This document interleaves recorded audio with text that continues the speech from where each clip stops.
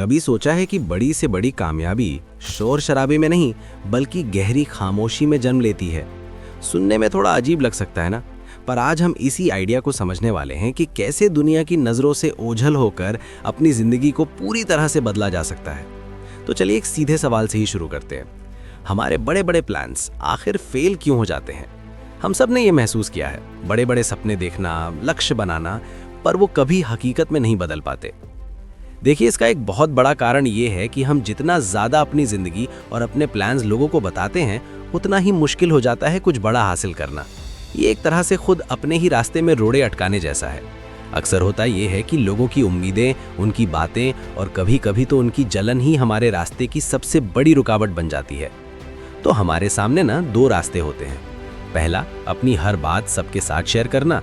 इसमें हम बाहर से तारीफ तो चाहते हैं, लेकिन साथ में जलन और शक को भी न्योता देते हैं। इसका नतीजा अक्सर एवरेज ही रहता है। और दूसरा रास्ता है परछाई में रहकर काम करना।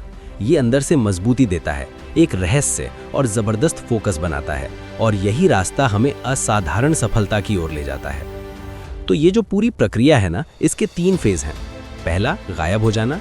दूसरा, खुद को पूरी तरह से बदल लेना। और तीसरा, एक बिल्कुल नए अंदाज में फिर से दुनिया के सामने आना। चलिए एक एक करके इन तीनों को समझते हैं। तो पहला फेज है एक परछाई बनना। ये सफर शुरू होता है सोशल सर्कल से, दुनिया की नज़रों से एक सोची समझी दूरी बनाने के साथ। और गायब होने का जो पहला कदम है ना, वो हमारी ज़बान से शुरू होता है।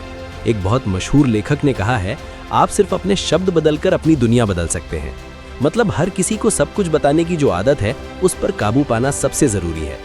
इस फेज के लिए कुछ सीधे साधे नियम हैं। अपने प्लान्स किसी को मत बताइए।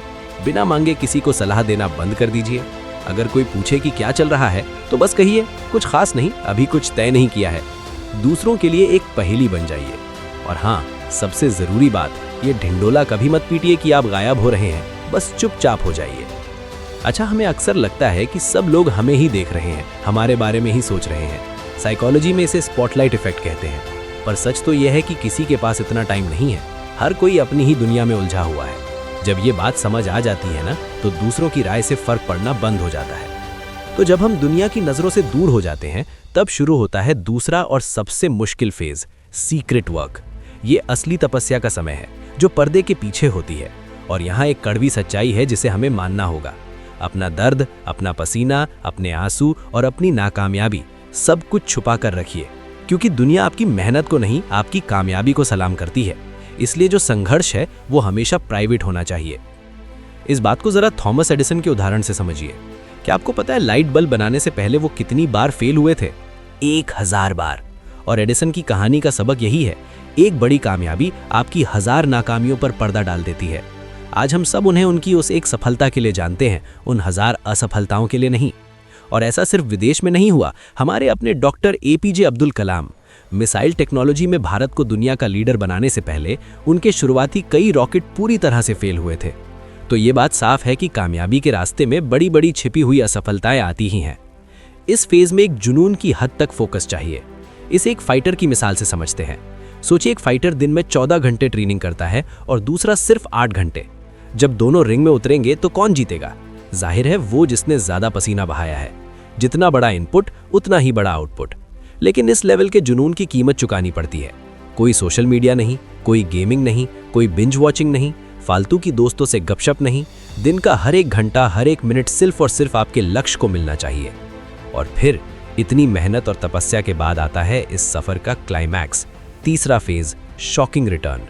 जब वो इंसान जो एक परछाई बन गया था, वापस रोशनी में कदम रखता है। जब आप वापस लौटते हैं ना, तो आपको कुछ कहने की, कुछ समझाने की जरूरत ही नहीं पड़ती। आपकी कामयाबी वो खुद ही सबसे बड़ा बयान बन जाती है। नतीजे खुद ब खुद अपनी कहानी कह देते हैं। और सबसे मजे की बात पता है क्या होती है? इस पूरे प्रोसेस में इंसान अपने उन गोल से भी कहीं बड़ा बन जाता है जो उसने शुरू में अपने लिए तय किए थे। ये सफर आपको आपकी सोच से भी ज्यादा काबिल बना देता है। तो आखिर में ये समझना जरूरी है कि ये कोई एक बार का प्रोजेक्ट नहीं है। ये जिंदगी को देखने का, उसे जीने का एक नया नजरिया बन जाता है, एक नई हकीकत।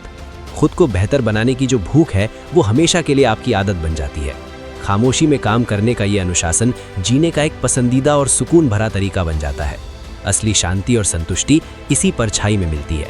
तो आखिर में सवाल बस एक ही है जो हम सबको खुद से पूछना चाहिए, इन परछाइयों में रहकर, इस खामोशी में काम करके आखिर क्या कुछ बना जा सकता है।